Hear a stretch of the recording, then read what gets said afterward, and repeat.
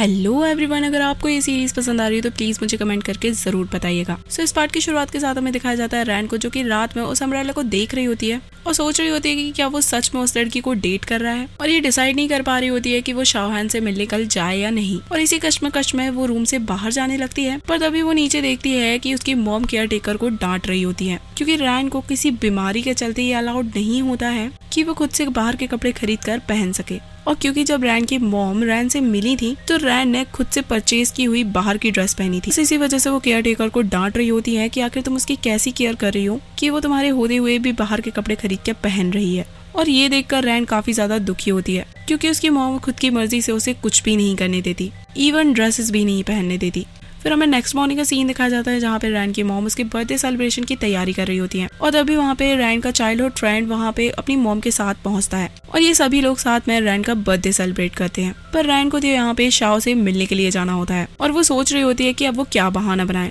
और इसके बाद वो अपनी मॉम से कहती है कि वो काफी थक गई है, तो वो रेस्ट करने के लिए अपने रूम में जा रही है, और ये कहकर वो वहाँ से चली जाती है। इसके बाद रैन का फ्रेंड हैन्यो भी उसे गिफ्ट देने के लिए उसके पीछे पीछे जाता है। वो वहाँ पहुंचकर दरवाजा लॉक करता है, पर रैन उसे कहती है कि मैं सो गई हूँ, पर असल में वो यहाँ पे पेंटिंग कर रही होती है। पर हान्यू भी यहाँ पे हार नहीं मानता और बैल्कनी से उसके रूम में एंटर करता है, और साथ ही रैन से पूछता है कि क्या तुम मेरे बैंड का परफॉर्मेंस देखने के लिए आओगी या नहीं, जिस पर रैन उसे साफ मना कर देती है कि वो नहीं आने वाली। पर फिर भी हैन्यू यहाँ पे उसे मनाने की कोशिश कर रहा होता है, और तभी रैन की नजर अम्ब्रेला पे पड़ती है और उसे एक आइडिया आता है, और वो हैन्यू से कहती है कि ठीक है, मैं कल तुम्हारा परफॉर्मेंस देखने के लिए चलूंगी। और ये बात सुनकर हैन्यू काफी खुश होता है और उसे उसका बर्थडे गिफ्ट देके वहाँ से चला जाता है। और उसके जाने के बाद रैन उस अम्ब्रेला को देख के काफी खुश हो रही होती है कि वो जैसे तैसे मैनेज करके कॉन्सर्ट से शाओहान से मिलने जरूर जाएगी। फिर इसके बाद डायरेक्टली हमें कॉन्सर्ट वाले दिन का सीन दिखाया जाता है, जहाँ पे वो हैन्यू के साथ उसका कॉन्सर्ट देखने के लिए आ जाती है, और वो कॉन्सर्ट को एंजॉय करते हुए मौका पाते ही वहाँ से रफू चक्कर हो जाती है। और फिर वो जल्दी से अपनी ड्रेस चेंज करके शाओहान के सैलून पे पहुंच जाती है, पर सैलून को क्लोज देखकर वो काफी ज्यादा अपसेट हो जाती है और वहाँ से जाने लगती है।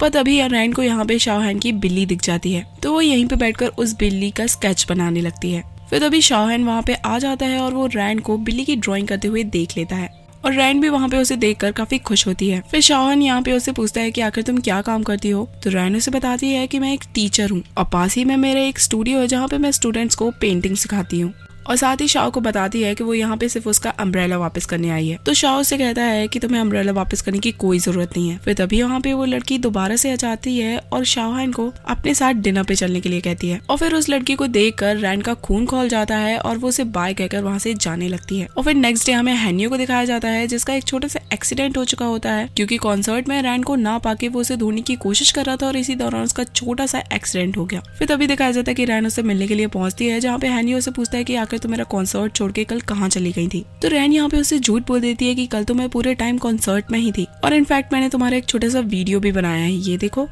और ये वीडियो देखकर हैन्यू काफी खुश हो जाता है, और तभी रैन की मॉम भी उससे मिलने के लिए पहुंचती है, और साथ ही यहाँ पे रैन से पूछते हैं कि आखिर तुम कल कॉन्सर्ट से कहाँ चली गई थी। तो हैन्यू यहाँ पे रैन की साइड लेते हुए कहता है कि आंटी रैन कहीं भी नहीं गई थी और कॉन्सर्ट में ही थी, बस भीड़ ज्यादा होने की वजह से वो थोड़ा पीछे हो गई थी। वहीं दूसरी ओर इसी हॉस्पिटल में हैन्यू के अंकल आंटी शाओहान के फ्रेंड को थैंक यू कह रहे होते हैं, क्योंकि एक्सीडेंट के बाद इसी ने हैन्यू को हॉस्पिटल तक पहुँचाया था, और वो इसे हेल्प करने के बदले में काफी पैसे भी दे रहे होते हैं, पर वो इसे लेने से मना कर देता है, और इन लोगों को अपना बिजनेस कार्ड देता है और कहता है कि अगर आप लोगों को कोई काम पड़े तो मुझे जरूर बताना। वहीं दूसरी ओर हमें रैन को दिखाया जाता है, जो कि अपनी मॉम के साथ वापस जा रही होती है, और तभी वो शाओहान के फ्रेंड को देखती है और उसे देखकर अपनी मॉम से कहती है कि मॉम आप वापस ऑफिस चले जाओ, मैं यहीं पे रुककर हैन्यू का ध्यान रखूंगी, क्योंकि मुझे काफी बुरा फील हो रहा है कि मेरी वजह से उसका ये हाल है। उसकी ये बात सुन के रैन की मॉम काफी खुश हो जाती है और उसे कहते हैं कि अच्छी बात है कि तुम दोनों एक दूसरे को पसंद करते हो, और ये कहने के बाद वो उसे यहीं पे छोड़ के चली जाती है। और मॉम के वहाँ से जाते ही रैन शाओहान के फ्रेंड के पास पहुंच जाती है और उसे पूछती है कि आखिर तुम यहाँ पे क्या कर रहे हो। फिर वो इसे सब कुछ बताने लगता है और ये बातें करते हुए बाहर आ जाते हैं। फिर ये दोनों साथ में बैठकर स्ट्रीट फूड भी एंजॉय करते हैं, जहाँ पे रैन उससे शाओहान के बारे में पूछती है कि उसके सैलून में जो एक ब्यूटीफुल लड़की आती है, आखिर वो लड़की कौन है, क्या वो उसकी गर्लफ्रेंड है। तो शाओहान का फ्रेंड तुरंत समझ जाता है और उसे कहता है कि अच्छा तुम लिंची की बात कर रही हो, वो शाओहान की गर्लफ्रेंड नहीं बल्कि लैंडलॉर्ड है। और साथ ही उसे बताता है कि एक्चुअली में वो सैलून लिंची के ग्रैंडफादर का था, जो कि वो उसके लिए छोड़कर गए हैं, और इसलिए शाओहान ने वो जगह रेंट पे ली है और वो सैलून को खुद चला रहा है। और यहाँ पे वो पूरी गारंटी के साथ रैन को बताता है कि वो दोनों एक दूसरे को डेट नहीं कर रहे हैं, तो उसे चिंता करने की जरूरत नहीं है। ये सुन के रैन स्माइल करने लगती है और उसे कहती है कि इसका मतलब है कि शाओहान कोई प्रोफेशनल हेयर ड्रेसर नहीं है, जिसपे शाहन का फ्रेंड कहता है कि ऑफ कोर्स, और ये सैलून काफी ज्यादा अंदर है तो यहाँ पे ज्यादा लोग आते भी नहीं है और बस उस एरिया के पुराने लोग ही उस सैलून में जाते हैं। फिर बातों ही बातों में वो रैन को बताता है कि यहाँ पे एक सेंट्रल पार्क है, तो अगर तुम वहाँ पे घूमने के लिए जाओगी तो तुम कोइंसिडेंटली शाहन से वहाँ पे मिल सकती हो। फिर नेक्स्ट डे हमें दिखाया जाता है कि रैन उस पार्क में पहुंच जाती है और यहाँ पे शाहन भी उस पार्क में ही होता है और फ्लावर्स लगा रहा होता है, और तभी रैन उसे वहाँ पे देख के काफी खुश हो जाती है और जल्दी से भागकर उसके पास पहुंच जाती है और अम्ब्रेला लेकर उसके पास खड़ी हो जाती है और उसे बताती है कि तुम्हारा वाला अम्ब्रेला मुझसे खो गया, इसलिए मैं तुम्हारे लिए दूसरा अम्ब्रेला लेके आई हूँ। तो शाहन यहाँ पे उसे बेंच पे जाके बैठने के लिए कहता है, पर रैन यहाँ पे नहीं मान रही होती है और उसे कहती है कि काफी धूप है तो मैं यहीं पे अम्ब्रेला लेके खड़ी रहती हूँ।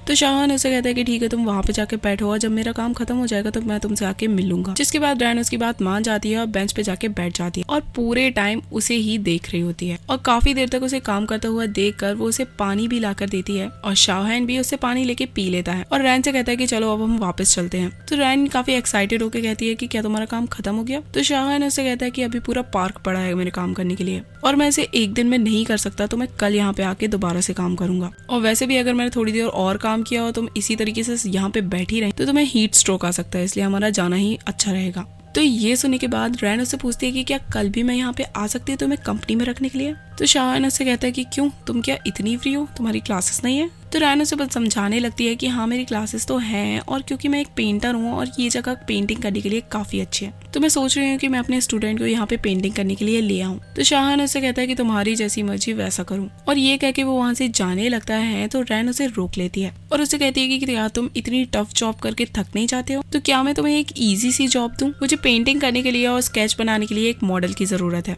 और अगर तुम वो मॉडल बन जाओगे तो मैं तुम्हें एक अच्छा खासा पेमेंट दे सकती हूँ। तो शाहन यहाँ पे उसे कहता है कि मुझे ऐसे काम करने का एक्सपीरियंस नहीं है, जिस पर रैन उसे बताती है कि तुम्हें मॉडल बनने के लिए कोई भी एक्सपीरियंस की जरूरत नहीं है, बस तुम्हें बैठे रहना और सभी अपनी पेंटिंग बना लेंगे। उसकी बात सुनकर शाहन उसे पूछता है कि क्या कोई भी मॉडल बन सकता है? तो रैन कहती है कि हाँ कोई भी बन सकता है। तो शाहन उसे कहता है कि तो एक काम करो तुम ही मॉडल बन जाओ। तो रैन उसे समझाने लगती है कि मेरी जैसी वेली लड़की का कौन स्केच बनाएगा, क्योंकि मैं इतनी ज्यादा खूबसूरत नहीं हूँ और अगर वो मुझे ड्रॉ करेंगे तो वो काफी बोर हो जाएंगे, पर तुम डिफरेंट हो, तुम्हारे लुक्स और फीचर्स देखो काफी अच्छे हैं और क्योंकि तुम इतने हैंडसम हो तो मेरे स्टूडेंट तुम्हें ड्रॉ करने के बाद काफी खुश हो जाएंगे। तो रैन के इतना मनाने पर शाहन फाइनली गिव अप करता है और उसकी बात मान लेता है और वहाँ से जाने लगता है। तो रैन दोबारा से उसे रोकती है और उसे कहती है क्यों ना तुम मुझे अपना नंबर दे दो ताकि मैं तुम्हें कांटेक्ट कर सकूं। जिसके बाद शाहन अपना नंबर उसे दे देता है और फिर जाते जाते शाहन उसे कहता है कि ठीक है रैन, तो अब हम कल मिलते हैं। और रैन अपना नाम उसके मुंह से सुन के काफी शॉक्ड हो जाती है और बहुत खुश भी हो जाती है कि शाहन को उसका नाम याद है।